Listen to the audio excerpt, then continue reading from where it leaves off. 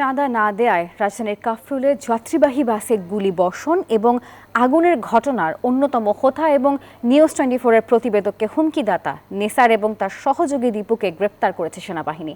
এর আগে শুক্রবার সকালে রাজধানীর মিরপুরের সেনপাড়ায় আলিফ পরিবহনের একটি যাত্রীবাহী বাস গতিরোধ করে 4 অস্ত্রধারী কয়েক রাউন্ড গুলি ছুড়ে আতঙ্ক তৈরি করে নামিয়ে দেওয়া হয় বাসে থাকা যাত্রীদের। চাপাতি দিয়ে বাসে কয়েকটি কোপ দিয়ে আগুন লাগানো হয়। পিস্তল থেকে মারধর করা হয় বাস চালক এবং হেলপারকেও। পুরো ঘটনায় উঠে আসে সিসিটিভি ফুটেজে। এই ঘটনার কিছুক্ষণ পরে বাস মালিক কর্তৃপক্ষের কাছে চাঁদার দাবি করে হুমকি দেয় অভিযুক্ত নেসার। আর এদিকে সেনাবাহিনী এই ঘটনায় বলছে, দীর্ঘদিন চাঁদা চাওয়ার পরও চাঁদা না পাওয়ায় বাসে আগুন এবং ভাঙচুরের ঘটনা ঘটানো হয়েছে, তবে ব্যবহৃত অস্ত্রটি এখনও উদ্ধার করা সম্ভব হয়নি।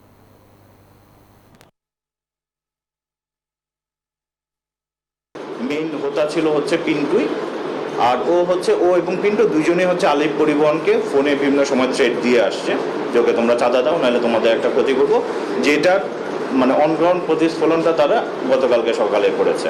তখন পিন্টুকে ধরার পরে হয়তো তাকে আরও জিজ্ঞাসাবাদে জানা যাবে যে তার সাথে কিলার আব্বাসের কী ধরনের সম্পর্ক আছে বা কিলার আব্বাস এটার পেছনে আছে কিনা। বান্ডেল থাকলে প্রতি সেনমানিতে টাকা বাঁচবে। বিকাশ সেনমানি বান্ডেল কিনে জিতুন প্রতি লেনদেনে।